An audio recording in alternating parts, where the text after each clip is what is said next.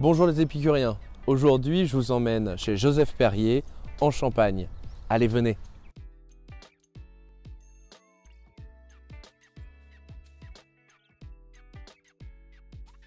Bonjour Simon. Bonjour, bienvenue au sein de la maison Joseph Perrier. Merci de nous accueillir. C'est avec plaisir. Donc moi je suis Simon Fleury, en charge de l'activité œnotouristique et événementielle de la maison. Étant donné qu'on était en travaux pendant environ 2 ans pour pouvoir créer cet espace que vous découvrez aujourd'hui. Avant c'était un parking ici même qu'on a transformé en joli jardin avec une terrasse sur laquelle on peut s'installer, allègrement déguster nos champagnes. Donc aujourd'hui on propose à la fois de visiter notre maison au travers d'une visite de cave, à l'issue de laquelle on peut découvrir différents de nos champagnes en fonction de la dégustation qui est choisie. Mais aussi, il est possible d'organiser des événements privés comme d'entreprise, des séminaires, des réceptions, des soirées d'anniversaire. La maison diversifie son activité, se redynamise grâce à Benjamin Fourmont, le nouveau directeur général, qui est la 6e génération de la famille. Waouh. Étant donné que nous sommes une maison familiale. Ça, on va le découvrir un peu plus en détail pendant la visite. Ah bah génial, allons-y. Ici, on se situe dans une ancienne cuverie qui a été transformée en espace d'accueil, la boutique et donc l'espace de dégustation qu'on découvrira ensemble à l'issue de la visite. La maison Joseph Perrier a différentes particularités. La première, c'est que nous sommes la seule maison de champagne aujourd'hui basée encore à Châlons-en-Champagne. Ensuite, nous sommes donc une maison familiale qui appartient à la même famille depuis 6 générations. Et nos caves sont situées dans cette colline, c'est-à-dire que nous avons des caves de plein pied. 3 km de caves qui nous appartiennent, une partie qui date du IVe siècle, donc d'anciennes carrières gallo-romaines, qui ont été recyclées en quelque sorte par Joseph Perrier. Au moment où il a découvert le site, il s'est dit « Eureka, c'est parfait pour mettre mon champagne ». La maison a été fondée officiellement en 1825 par Joseph Perrier. Mais en fait, son père, François-Alexandre Perrier, avait déjà une activité de négoce de champagne depuis 1800. On a conservé 1825 parce que c'est l'année à laquelle la famille s'est enracinée ici à Châlons-en-Champagne. Vous avez un résumé de ces 6 générations juste ici. Donc en 1825, il a transmis la maison au cousin de la famille, Paul Pitois. Ensuite, Paul Pitois a légué la maison à ses 2 fils, Pierre et Roger. C'est ensuite le fils de Roger, Georges Pitois, qui a pris le relais, son neveu Jean-Claude Fourmont, et donc maintenant le fils de Jean-Claude, Benjamin Fourmont, depuis 2019. Pardon, merci. Un petit musée. Donc là, en fait, on est parti de nos archives. Il a fallu faire un travail de sélection, de tri, pour pouvoir constituer un fil rouge au sein de ce musée. Donc voilà, ce musée résume les 6 générations qui se sont succédées à la tête de la maison, en commençant bien sûr par Joseph Perrier.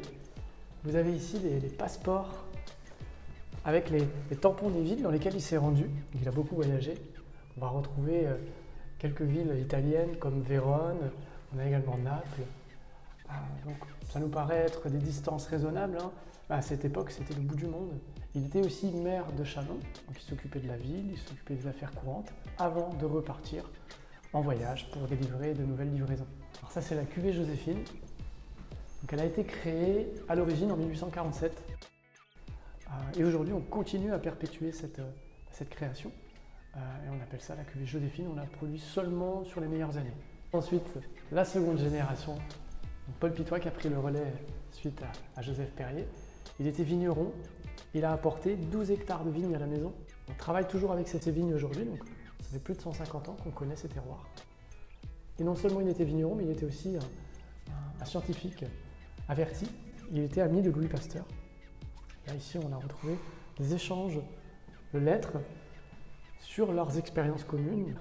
La reine Victoria a passé commande chez nous en 1889, le 23 juillet 1889, une centaine de bouteilles pour être livrées au début de l'année 1891. Donc à l'époque, il n'y avait pas de click and collect, donc il fallait quelques temps quand même avant d'être livré. Ensuite, nous avons donc les 2 fils de Paul Pitois, Pierre et Roger, qui ont pris le relais. Alors ils sont juste ici, Pierre et Roger. Ces 2 frères, ils étaient vraiment complémentaires. Pierre, il était plutôt sur la partie vignoble, et Roger sur la partie commerciale. Donc les frères ensemble vont fêter le 100e anniversaire de la maison. J'en ai parlé un petit peu tout à l'heure, on a retrouvé un menu dans nos archives, juste ici. Le menu qui a été servi à l'occasion du banquet du 100e anniversaire. Donc après Pierre et Roger, c'est Georges Pitois qui a pris le relais. C'est grâce à lui qu'on a été servi pour l'inauguration du Concorde en 1976, lors de son vol inaugural entre Londres et New York. On voit ici une photo d'une hôtesse de l'air avec des caisses de champagne Joseph Perrier au sein du Concorde. Georges Pitois, il est ici. C'était vraiment quelqu'un d'éloquent qui a fait grandir la maison au travers de ses partenariats. Il a reçu aussi Joséphine Baker, donc il a rencontré de nombreuses célébrités, qui est venu visiter le cave en 1957. Et on arrive donc ici sur la partie dédiée à Jean-Claude Fourmont. On retrouve la Joséphine telle qu'on l'a produite aujourd'hui, et la cuvée Esprit de Victoria qui a été créée à la fin du 19e siècle pour la reine Victoria avec un fond plat, parce qu'elle avait peur que quelqu'un cache une bombe dans le creux. Jean-Claude, il a également rencontré des personnalités telles que Jacques Chirac, qui est venu sur l'une des foires de Châlons, qui a lieu au début septembre généralement. Il lui a offert 3 bouteilles de champagne Joseph Perrier et Jacques Chirac lui a répondu « c'est pour ma femme, moi je préfère la bière ».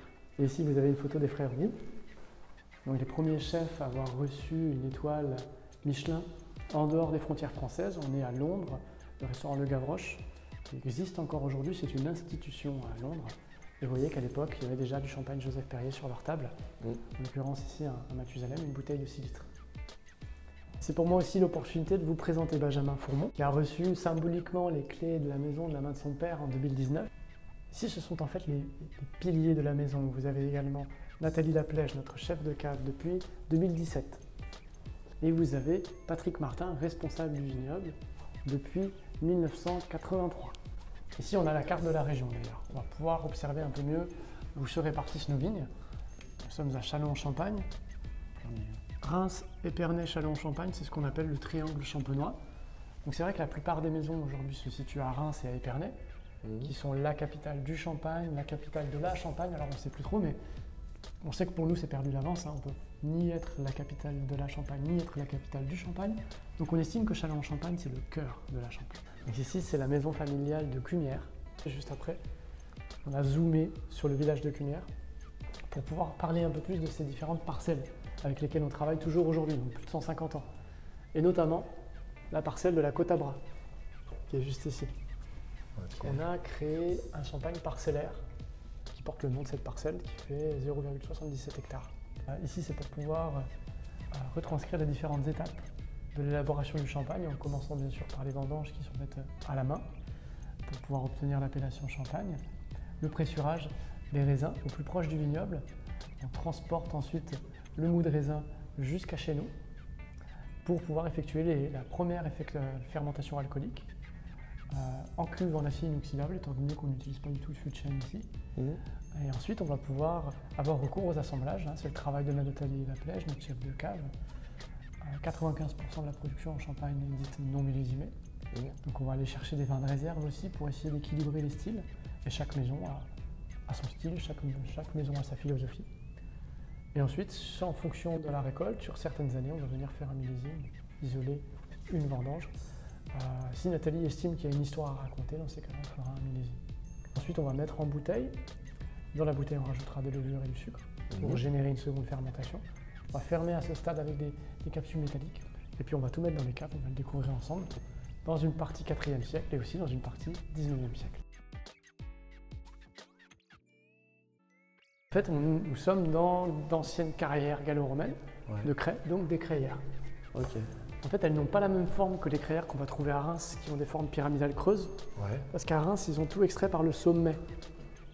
Ici, ils n'ont pas eu besoin d'utiliser cette technique parce que toute la pierre a été extraite par le flanc de la colline, l'endroit par lequel on vient de rentrer finalement.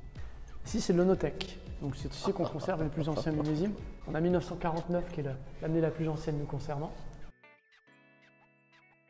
Et vous allez voir que on a en face de nous une galerie de 150 mètres de long.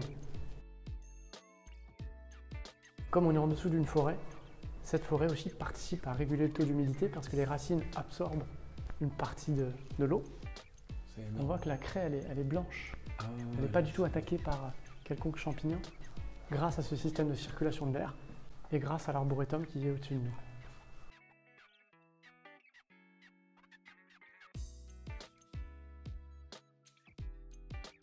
Et on a ces essors avec de la lumière naturelle. Là, on a de la lumière. Là.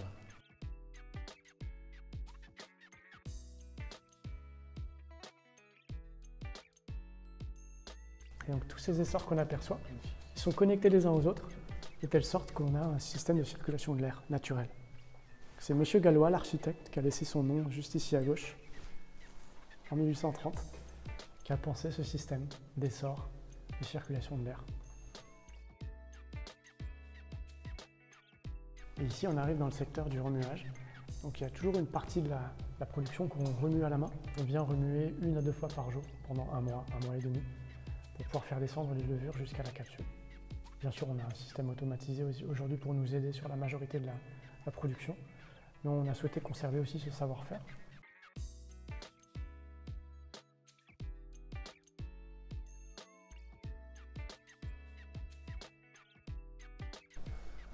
Et là, on arrive sur les Joséphines. Alors, la Joséphine, on la conserve sur la tête comme ça, sur masse sur pointe. Ouais. Après quelques années à plat, normal, Nathalie Laplège, elle va ouvrir les échantillons et puis si elle estime que c'est pas tout à fait prêt, mais presque, elle demandera au remueur de remuer les bouteilles et les déposer comme cela. Alors ici, ce sont des vins de réserve donc, qui sont utilisés en fonction des cuvées. On va avoir plus ou moins de vins de réserve qui seront conservés plus ou moins longtemps. Par exemple, sur la cuvée Royal Brut, qui est la signature de la maison, on a généralement 3 années ensemble. Sur la cuvée non millésimée Brut Nature, ça peut aller jusqu'à 7 voire 8 années différentes. Parce qu'on va aller chercher un peu plus de patine, on va aller chercher un peu plus de vinosité.